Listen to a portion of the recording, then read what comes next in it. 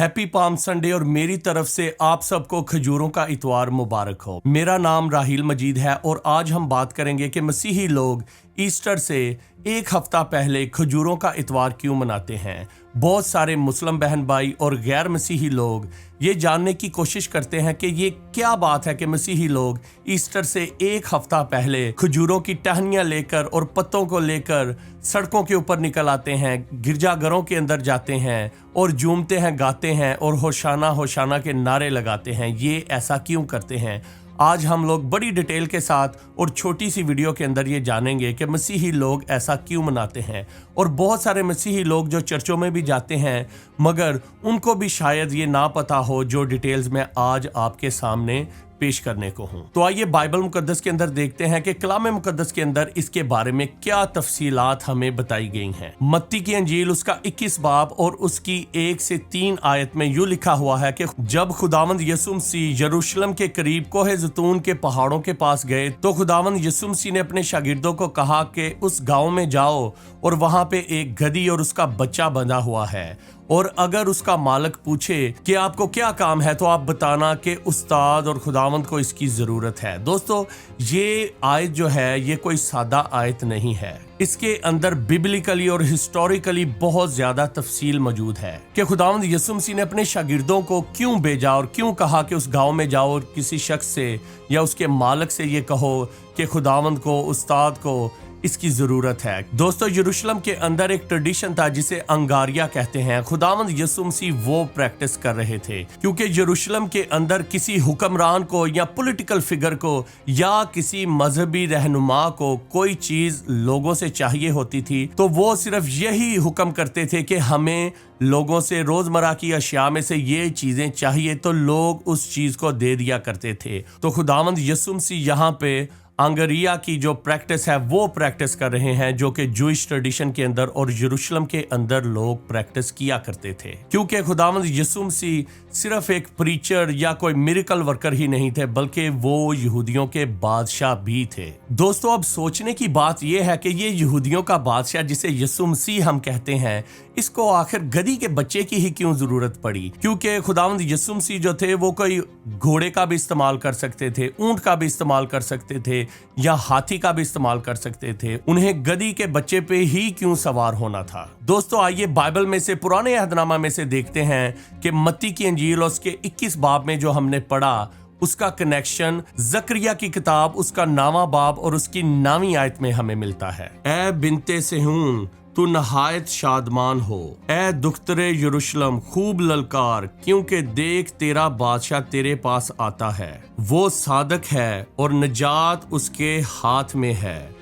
वो हलीम है और गधे पर, बल्कि जवान गधे पर सवार है। जी दोस्तों, तो आपने ये कनेक्शन देखा कि मत्ती की अंजील में खुदावंद यीशु मसीह ने एक गधे की ही क्यों सवारी पसंद की, बल्कि ये नबूवत पूरी हुई जो कि जकरिया की किताब उसके 9वें बाब और उसकी 9वीं आयत में खुदावंद यीशु मसीह की बाबत लिखा था। और दोस्तों, अगर हम देखें मरकज उसका 1 बाब और उसकी 15वीं आयत में यूं लिखा है, और कहा कि वक्त पूरा हो गया है और खुदावंद की बादशाही नजदीक आ गई है, तोबा करो और खुशखबरी पर ईमान लाओ। दोस्तों, यहाँ पे हमें एक नए बादशाह और एक नई सल्तनत और एक नई खुशखबरी मिलती है, और वो खुशखबरी ये थी कि एक नई सल्तनत और एक नई बादशाही जो कि खुदावंद यीशु मसीह यहूदियों के बादशाह बन के यरूशलेम के अंदर आए। और दोस्तों, आइए देखते हैं कि मत्ती की अंजील उसके 21 बाब और 9वीं, 10वीं और 11वीं आयत के अंदर क्या लिखा हुआ है। और भीड़ जो उसके आगे आगे जाती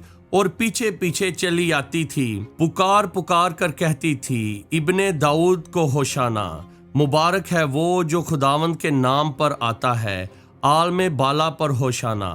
और जब वो यरूशलेम में दाखिल हुआ तो सारे शहर में हलचल पड़ गई और लोग कहने लगे, ये कौन है? भीड़ के लोगों ने कहा, ये गलील के नासरत का नबी यस्सु है। दोस्तों, मत्ती की अंजील 21 बाब और उसके 9वीं, 10वीं और 11वीं आयत में आपने सुना कि यरूशलेम की भीड़ जो थी वो सारी खुदावंद यीशु मसीह का खजूर की डालियों से इस्तकबाल कर रहे थे। आखिर ये ऐसा क्यों कर रहे थे? तो आइए दोस्तों देखते हैं रोमन हिस्ट्री के अंदर। जब भी कोई रोमी हीरो, सिपाही या बादशाह कोई जंग लड़के आता था या अपने लोगों की हिफाजत करता था, उन्हें निजात देता था, उनकी जिंदगियों को बचाता था, तो एज ए हीरो जो रोमन अंपायर के अंदर रहने वाले लोग थे वो खजूरों की डालियों से उसका इस्तकबाल किया करते थे कि ये हमारा हीरो है, हमारा निजात दहिंदा है, हमारा बादशाह है। तो दोस्तों इस तरह से रोमन लोग उस वक्त नोबेल प्राइज तो नहीं देते थे और ना ही कोई ऑस्कर अवार्ड देते थे और ना ही वो बंदूकों से या गोलियों से इस्तकबाल करते थे, बल्कि वो खजूरों की टहनियों से अपने हीरो का और अपने निजात दहिंदा का इस तरह इस्तकबाल करते थे। कोई भी बड़ा जर्नल या सिपाही कोई बड़ा कारनामा करके आता था तो लोग इसी तरह उसको वेलकम करते थे और उसका इस्तकबाल करते थे। और यहाँ पे खुदावंद यीशु मसीह जो हैं वो यहूदियों के बादशाह के तौर पे आते हैं, वो यहूदियों के निजात दहिंदा के तौर पे आते हैं। जैसा कि बाइबल मुकद्दस के अंदर लिखा हुआ है कि इब्ने दाऊद यानी कि दाऊद का बेटा, जैसे दाऊद का बेटा सुलेमान जो था वो भी यहूदियों का बादशाह था, तो इसी तरह खुदावंद यीशु मसीह के बारे में भी लिखा गया है कि इब्ने दाऊद। तो खुदावंद यीशु मसीह जब इब्ने दाऊद के तौर पर आते थे कि वो हुकूमत जो रोमन्स ने यहूदियों से छीनी हुई थी वो खुदावंद यीशु मसीह वापस उनको देने को हैं, क्योंकि दाऊद का वो घराना जो कि बादशाहत का घराना है, खुदावंद यीशु मसीह इब्ने दाऊद वो हुकूमत बल्कि अबदी हुकूमत उनको देने को है। तो दोस्तों यरूशलेम के जितने भी लोग थे वो खुदावंद यीशु मसीह को अपना हीरो, अपना बादशाह और अपने निजात दहिंदा के तौर पे वेलकम कर रहे थे। और दोस्तों अब आप सोच रहे होंगे कि रूमी हुकूमत और जो सिपाही वहां पर मौजूद थे क्या वो ये सब नहीं देख रहे थे? जी हाँ, वो सब कुछ देख रहे थे और उन्हें पता था कि ये लोग क्या कर रहे हैं। मगर रोमन हुकूमत या सिपाही ये सोच रहे होंगे कि ये कोई एक मन चला इंसान है, ये सिर्फ अपनी इंजॉयमेंट के लिए ऐसा लोग कर रहे हैं और ये कोई पागल लोग हैं जो कि इस तरह का काम कर रहे हैं। मगर दोस्तों यहूदी लोग या जितने भी बाइबल मुकद्दस को वहां पे जानते थे, पुराने अहदनामा को, वो हर बात को समझ रहे थे कि जो जो काम ये लोग कर रहे हैं ये बाइबल के मुताबिक नबूवतों को पूरा किया जा रहा है। और तमाम तर यरूशलेम के लोग खुदावंद यीशु मसीह के पीछे थे। और दोस्तों रोमन हुकूमत जो थी वो अगर आप अपना मजहब प्रैक्टिस करें उनको कोई प्रॉब्लम नहीं होती थी, मगर जब भी उनकी हुकूमत जेपर्टी के अंदर पड़ती थी यानी कि खतरे के अंदर आती थी तो वो लोग ये चीज बर्दाश्त नहीं करते थे। और कोई भी सियासी बंदा या कोई भी मजहबी लीडर जब रोमन हुकूमत को चैलेंज करता तो वो उसको कत्ल कर दिया करते थे और जो जो लोग उसके साथ इन्वॉल्व होते थे उन सब को वो खत्म कर देते थे, यानी कि उनको कत्ल कर देते थे। कि खुदावंद यीशु मसीह ने तो बादशाह की तरह एंट्री दे दी, मगर जो लोग पूरे यरूशलेम के लोग खुदावंद यीशु मसीह के पीछे थे वो भी गरदारी के जुमरे में आ रहे थे। मगर रोमन हुकूमत इतनी बेवकूफ़ नहीं थी कि वो तमाम तर लोगों को भी कत्ल कर देते। अगर वो उन सब लोगों को कत्ल कर देते तो रोमन हुकूमत को टैक्स कौन देता, पैसा कौन देता? रोमन हुकूमत ख़त्म हो जाती, क्योंकि हुकूमत तब तक ही कायम रहती है जब तक उसके लोग उसके पास होते हैं।